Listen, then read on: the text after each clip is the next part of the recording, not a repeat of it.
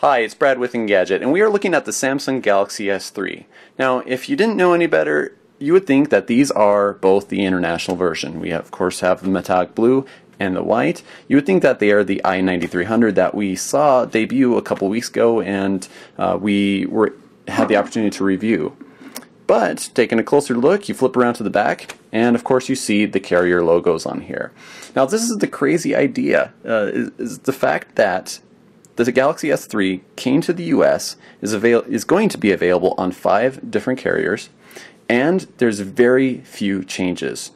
There are going to be a few tiny customizations within the software, and aside from that, you're really not going to see any difference amongst those 5. Now, all of these 5 have something big in common between them and the international version, and that is the fact that internationally, the i9300, for example, has the Exynos quad-core processor and 1 gig of RAM, whereas these ones have a Snapdragon S4 dual-core 1.5 gigahertz processor with 2 gigs of RAM to help compensate for the difference between the Exynos and the Qualcomm. So first we're going to start off with a general tour. We'll go right around the edges of the device and see exactly what's on there. Of course, as you can tell, both versions here have the same volume rocker on the left-hand side, the 3.5 millimeter jack with the noise cancellation mic up there on the top,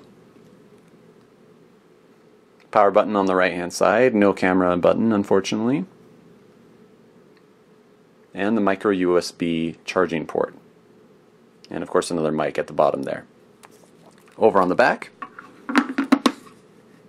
you have, of course, the 8 megapixel autofocus camera with the LED flash and speaker grill, and beyond that there's really nothing else. It's a pretty smooth back. In fact, Samsung likes to go with the whole inspired by nature and designed for humans and all that jazz, and really it is quite a comfortable phone to hold. And whether you're talking about AT&T, Sprint, or international version, really it's going to feel exactly the same. It's all the same build, same componentry with the exception of the RAM and the processor. Now, we just barely took off the backs, so that way we can give you an idea of what it looks underneath. As you can tell, of course, it's very, very similar, with the exception of the missing SIM card slot. Sprint has a SIM card in there, but it's embedded, so that way you can't get to it, you can't remove it, you can't tinker with it.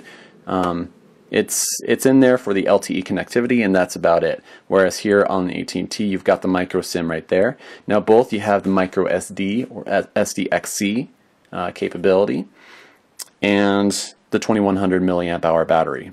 Now, the SD slot rather is actually kind of important to know about, because that may have a huge factor in which phone you choose. For example, AT&T only comes with 16 gigs of internal storage for $200. You can't choose the 32 or the 64 gig options like you can on the international version. With Sprint, you can choose between 16 and 32. Now, if that's just not enough space, then of course you're going to want to go with external storage.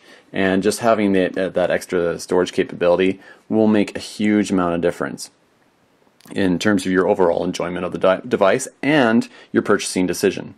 Also, another big impact is going to be the actual color. I mean, it may not seem like a big impact, of course, but the AT&T version has a red Galaxy S3, whereas Sprint is only the blue and white. And to clarify, by the way, AT&T has both the blue and the white as well. It's just red is the main differentiator. Like, you can't find red with any other carrier, and you can't find it on the international version, at least as of yet. So AT&T hasn't announced exactly when the red one's going to come out, but apparently sometime this summer is all they have really said at this point. So, okay, concentrating on software now. This is a TouchWiz user interface over Ice Cream Sandwich, Android 4.0.4 to be specific. And the difference between Sprint, AT&T, and the international version that we've seen unlocked, the i9300, there's very, very little of a difference here. So you can certainly look forward to having the same kind of user experience across the board.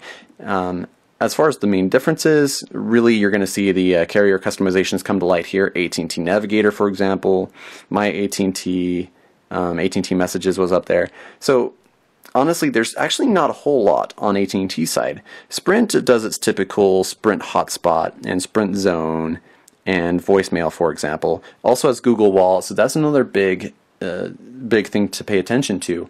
If you are looking at the difference between all these different phones, that's going to be the main differentiator for Sprint. Sprint's version will have the wallet. Now, both of these phones have the NFC, like we talked about. We showed off the battery earlier. The thing is, AT&T's version does not have the wallet. You do have access to S-Beam and Tactiles, which we'll also get into a little bit later. But in terms of mobile payments, you're really not going to be able to do much with AT&T. Another big difference that we really don't want to skirt over here is Dropbox.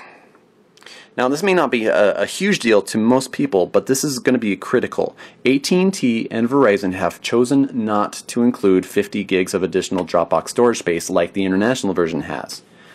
Sprint and T-Mobile, however, have opted to do that. So, going into the Sprint Galaxy S3, you just go into Dropbox, link it up to your own personal account for the first time, and boom, you have yourself automatically 50 gigs.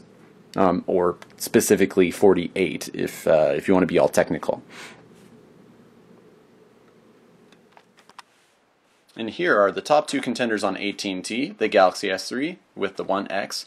Now, in terms of which one is better, that's a very tough thing to call, just simply because both are amazing phones, both perform very, very well, and we were both very happy with both. So it's going to come down to a lot of personal preference, which one feels a little bit better in the hand, which one looks better. Do you prefer TouchWiz over Sense?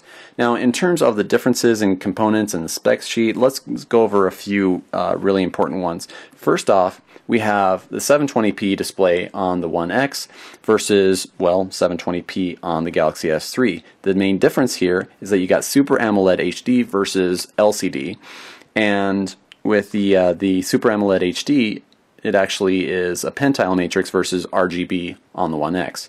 When it comes to such a high resolution, you're really not going to see the pentile sticking out too much on here, and frankly, it never bothered us at all. When you look at the two next to each other side by side, the One X is slightly more brilliant, but in terms of your overall experience, if you're looking at just one and not both at the same time, really you're not going to be disappointed by the display on either. Another big difference between the two is going to be the fact that you have a micro SD storage slot here in the Galaxy S3 versus no external storage opportunity here on the One X. Also, another big difference, speaking of storage, is while both of these are going to be 16 gigs of internal storage space, the One X offers the 25 gigs of extra Dropbox storage that just automatically comes with Sense. AT&T has opted not to do that, like we mentioned earlier, with the Galaxy S3. So you don't get any perks for getting Dropbox on your Galaxy S3. But certainly, if you have a micro SD or SDXC card lying around, you're going to find a huge benefit by sticking that one in here and getting yourself a lot more storage. Once again, this is Brad with Engadget checking out the Samsung Galaxy S3 on AT&T and Sprint. Thanks for watching, and check out our in-depth review on Engadget.com.